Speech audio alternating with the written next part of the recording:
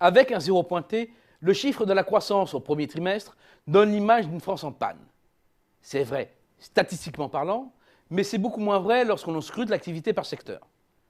Côté industrie manufacturière, la reprise se consolide avec une hausse de 1,9% en rythme annualisé de la valeur ajoutée créée.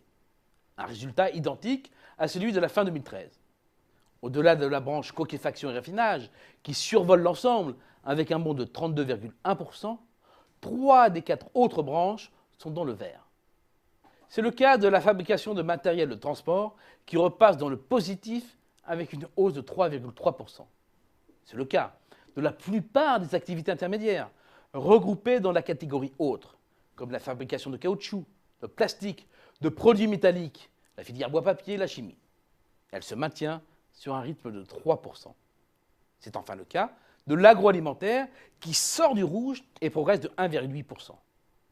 Manque à l'appel les biens d'équipement qui dévissent de 6,1% et ne confirment pas le bon résultat du trimestre précédent. Cela renvoie au raté de l'investissement. Une déception de taille, mais à relativiser si l'on en croit les industriels eux-mêmes. Interrogés en début d'année, puis en avril, ils confirment le redressement à venir et revoient leurs prévisions à la hausse.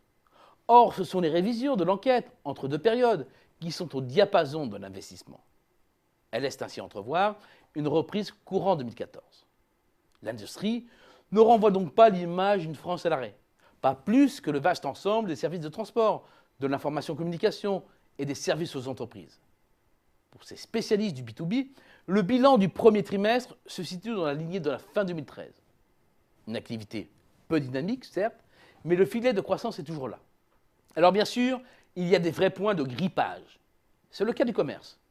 Comme attendu, le chiffre n'est pas bon, conséquence du trou d'activité après les achats par anticipation de fin 2013 avant les majorations de la fiscalité indirecte.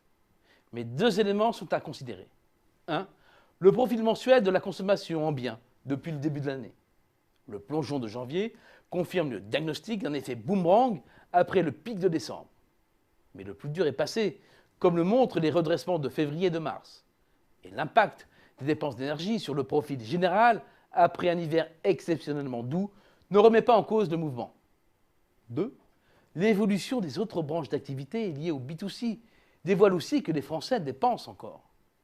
L'embellie dans l'hébergement-restauration en est la parfaite illustration. Après 2 années terribles, la profession sort enfin la tête de l'eau et affiche son meilleur résultat depuis le 2e trimestre 2011. Reste un gros point noir, celui du BTP. Sa chute s'est nettement accélérée en début d'année et la construction sombre dans une crise très dure qui emporte tout et fausse le jugement. Zéro pointé, c'est le bilan de la croissance française. Un zéro qui nous apprend finalement rien ou pas grand-chose sur la réalité de l'économie française, car il s'agit d'une moyenne. Sur le BTP, la croissance ressort à plus 0,2% au dernier trimestre 2013, comme au premier trimestre 2014. Cela remet à leur juste place les jugements définitifs sur une France totalement bloquée.